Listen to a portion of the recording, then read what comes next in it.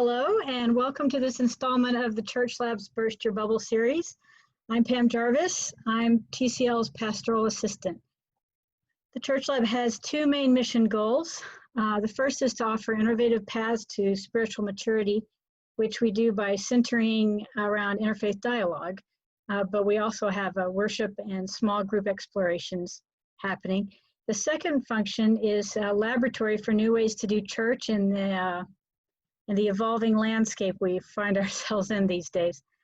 TCL's central activity, interfaith dialogue, gives our community, a chance to practice our cardinal rule, seeking to understand before being understood, but also the chance to enter into a relationship with people who are walking different paths than ourselves. And that's why we're here today. In these times, for many reasons, we may find ourselves stuck with a narrow view from where we sit. This TCL Summer Series is an offering of windows into the lives and faiths of those who walk varied paths, with the hope that your reality will be enriched and broadened, and that you'll feel more connected to what's going on outside of your present limited experience. Today, I am beyond pleased to have the opportunity to interview Bushra Zafar, who is a longtime regular participant in TCL's every 2-week dialogue conversation. Last night, we all met together via Zoom and we talked about our faith traditions through the lenses of things like movies, songs, books, art. And even though I learned something new about Bushra every time we're in dialogue together, I felt like last night I got a broader understanding about just how wide Bushra's interests are. I hope that today both you and I will get to know Bushra even better. With that, I'd like to ask Bushra to introduce herself to us by telling us her faith tradition, where she lives, and whatever else she'd like to offer by way of introduction. Bushra, take it away, and then we'll jump in. All right, thank you, Pam. My name is Bushra Zafar. I belong to the Ahmadiyya Muslim community. We are Muslims who believe in the Messiah, Mirza Ghulam Ahmad of Qadian, India. And I live here in Austin, North Austin. I have 2 daughters and a husband who is also a TCL regular. And I stay at home pretty much and take care of the kids and enjoy the life that God has given me. Amen. All right, so Bushra, let's start just by landing right in your worshiping community. What's a ritual that you have that you're able to participate in or not that is helping you or challenging you in a good way right now during this virus? So a ritual that in Islam we are supposed to do congregational prayer, and that although we are not able to go to the mosque for that, but we are 6 people in this house, and so we are still continuing with that. That is one thing that, you know, during the day, there are 5 different times that we get together and say the prayers, and it keeps us disciplined, it keeps us together. Otherwise, I wouldn't see my kids' faces the whole day long. So it gives us a chance. You know, it's the kind of it's a kind of a trick where you shut off the Wi-Fi and everybody gets together. You know, so you know. You have teenagers just like me. Yep. So that is a very valuable. Great. You know, get together everybody in one room. So yeah, the prayer time is that for us. that's really great. So it's not just a spiritual discipline, but also a family connection discipline, which absolutely. that's beautiful. I mean, amazing.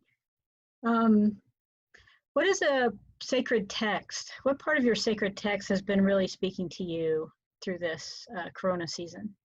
So I think I posted this on Facebook also in the beginning when this pandemic hit us.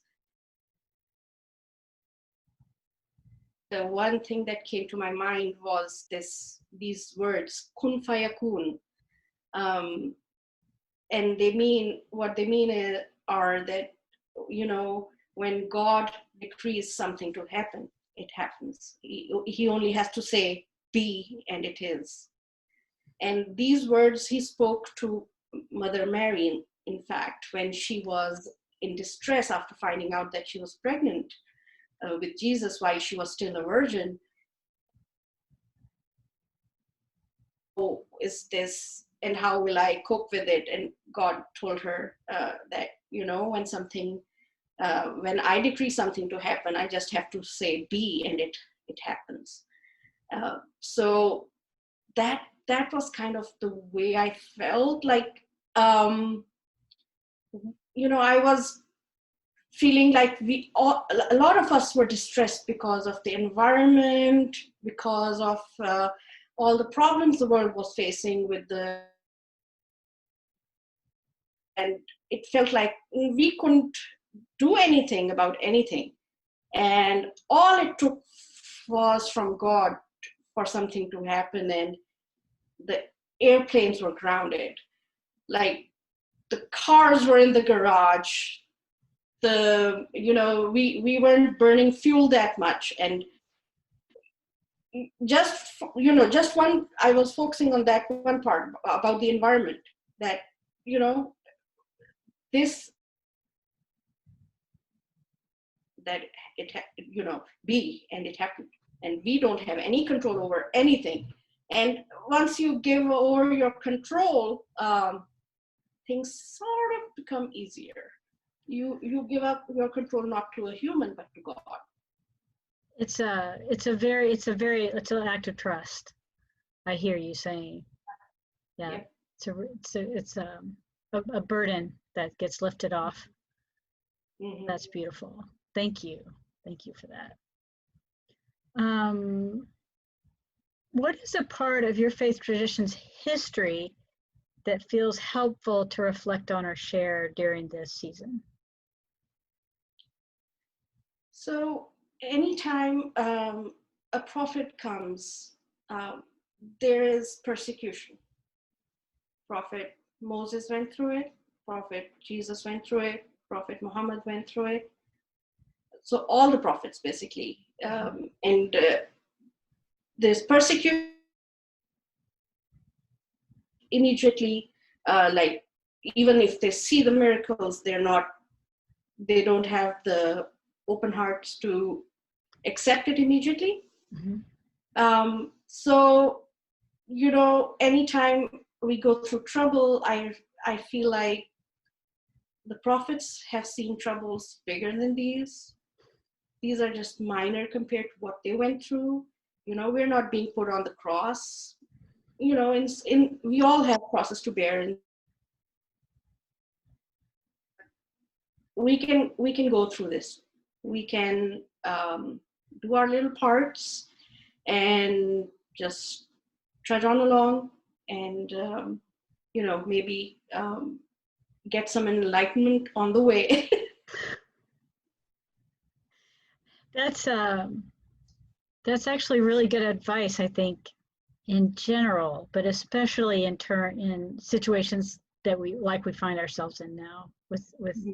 so much different, so much of our what we've always depended on pulled out from under our feet. Is good to remember the history and what other people have experienced, especially the people that we turn to for solace and guidance, companionship.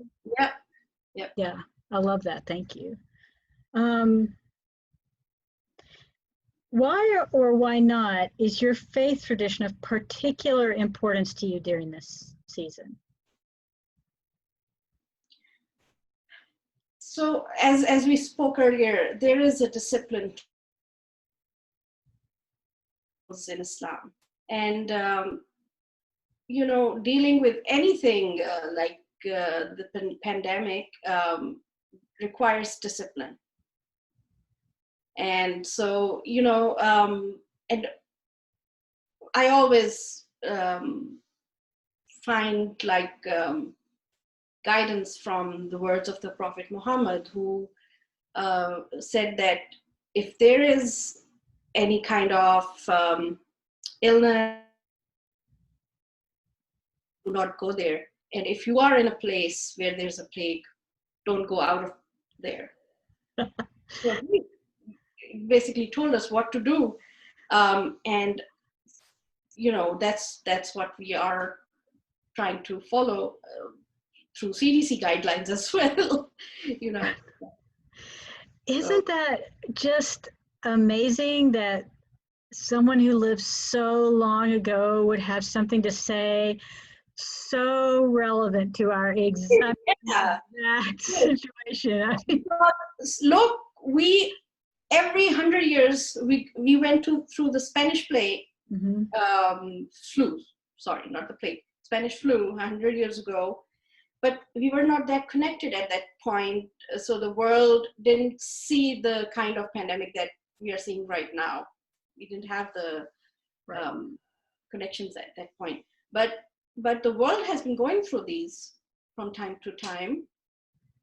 And so, things are still relevant. Sometimes I feel amazed, if you read Shakespeare, some of the words he says can really hit you right here because they seem so relevant to what we go through right now.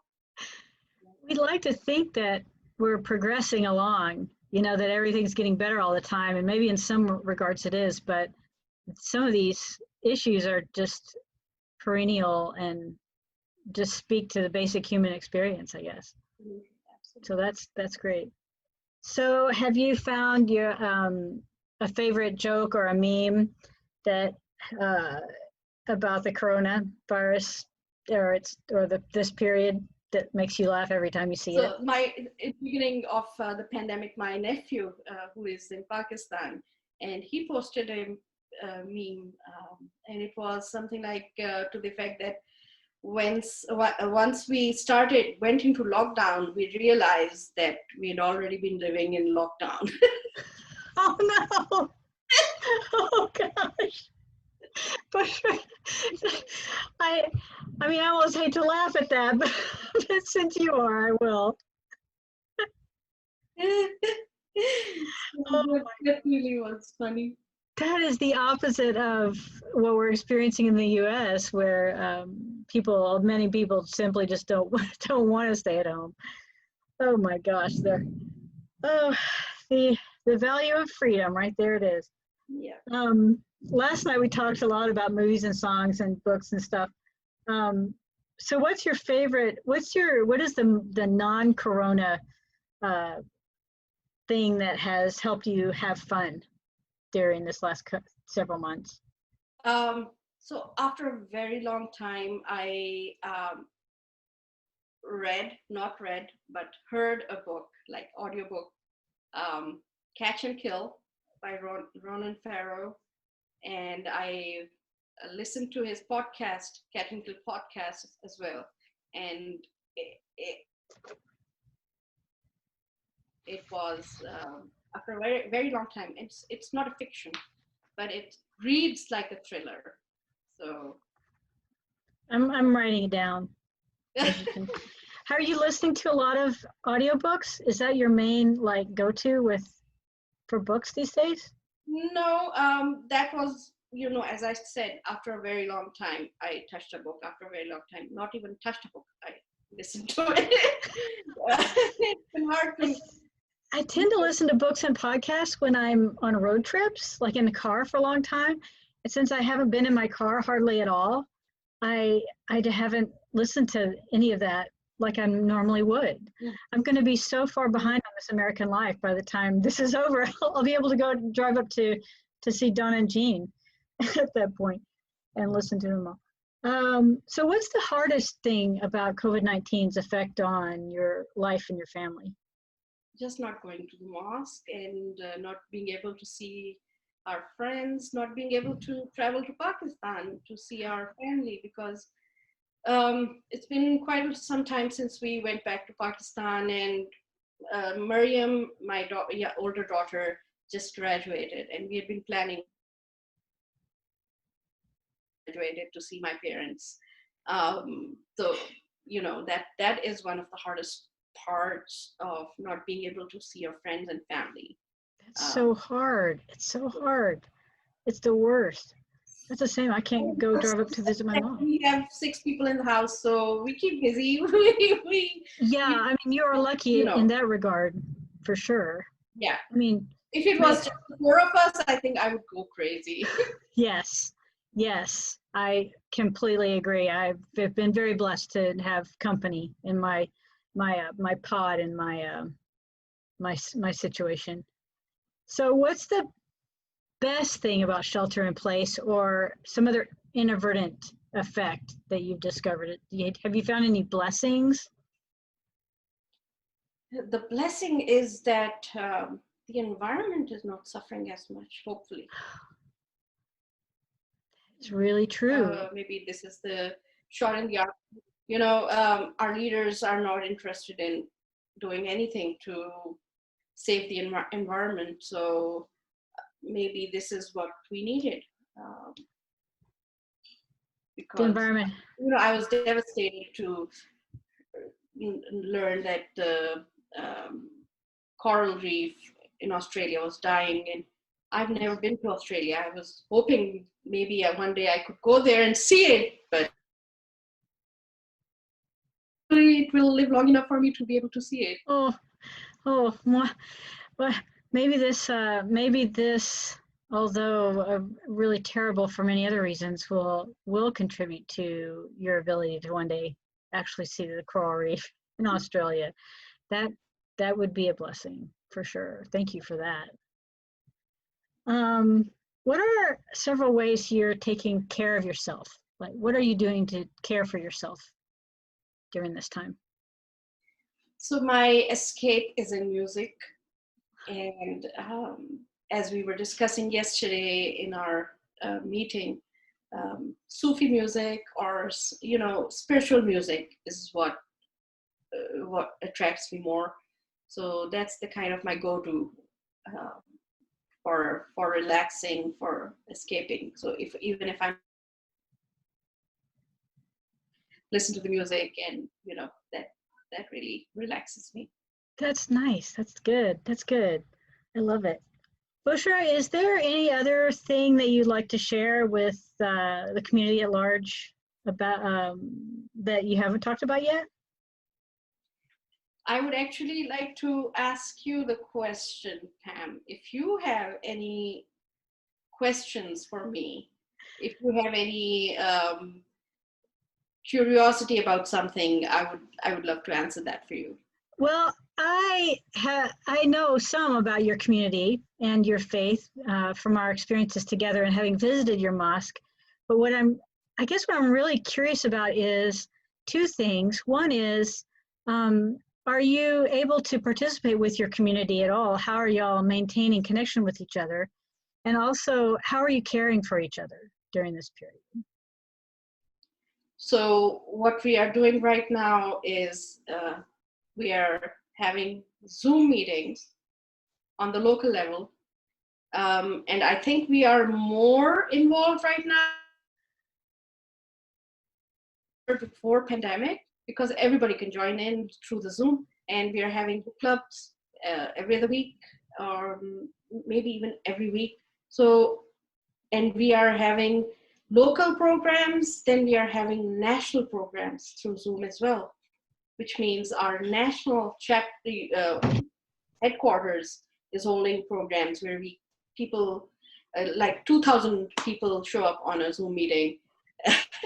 That's great. So it is really interesting, and the one thing that we are continuing to do is keep on learning. So for our young kids, like my younger daughter Sanya, we have separate classes for them that are keeping on happening.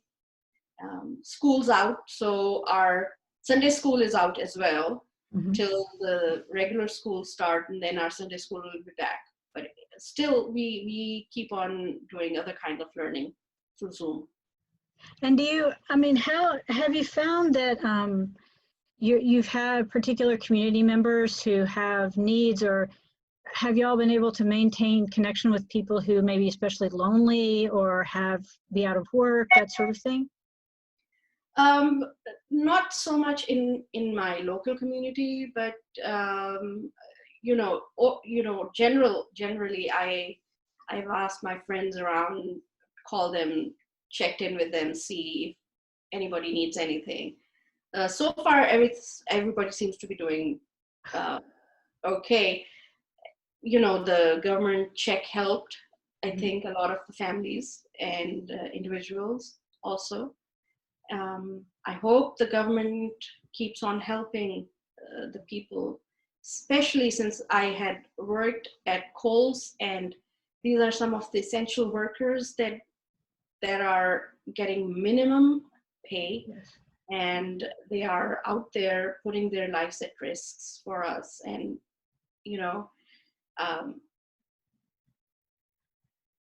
still hear that sometimes, ever since I've worked at Kohl's, I have an added respect for people who are standing behind the counter. Right. I don't want to scream at them. But people are still doing that. So I would urge people to be respectful. These people are putting their lives on, for minimum pay.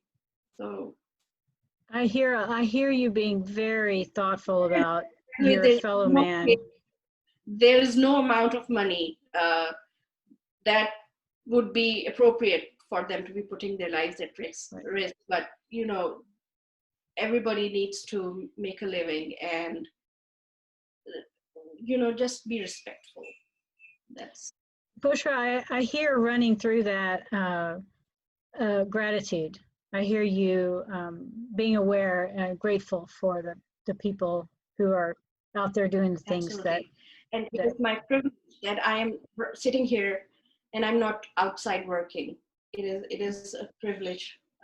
So I recognize that God has given me this privilege, and I should not take it for granted. Right. I could have been the worker very easily. Yeah, I mean, it is a privilege, and sometimes I think sheer luck for that I've been able to stay in the way my doctors asked me to. So I appreciate that your joint appreciation with me of the people who are out there in the world doing all the stuff that enable everything to keep running the way it is. Mm-hmm. Well, Bushra, thank you. It is such a pleasure to talk to you every time I do it, every time I see you. And I guess I will see you in a couple of weeks. And in the meantime, may God bless you and your family, keep you and your community safe and healthy and happy. Yes. One last thing. Yes. I forgot to say this. So the one blessing of the pandemic is, do you see how I'm dressed right now? Yes. This is how I'm going out. In fact, I'm going out like this. And this is a blessing because this is how I used to dress in Pakistan, and I'm never going back. I'm never going back to bearing my face again. Can you say that again? It glitched out. And this is, I'm saying even after the pandemic ends, I'm not going back to bearing my face again, because this was a blessing given to me, and I didn't even know it before the pandemic hit. That just by covering my mouth, I am keeping germs away from other people. That's going to be, I think I've seen other women say similar things, that they feel like the face coverings that they wear as Muslims is a blessing, and had been, and they didn't realize it, and going forward they're so grateful for it. So I also appreciate that in your coming from your faith. That's really wonderful. That's a great observation. Other thing the pandemic has done is that there were any women who were forced into covering their faces, now their men have to cover their faces and they have to feel the heat. There you go. It's a universally, it's Flattened it out. yeah. I can always count on you, Bushra. You're one of the strongest women I've ever met, and I really appreciate your observations and your participation, your thoughts on all of this. And like I was saying, Thank you for always popping me in.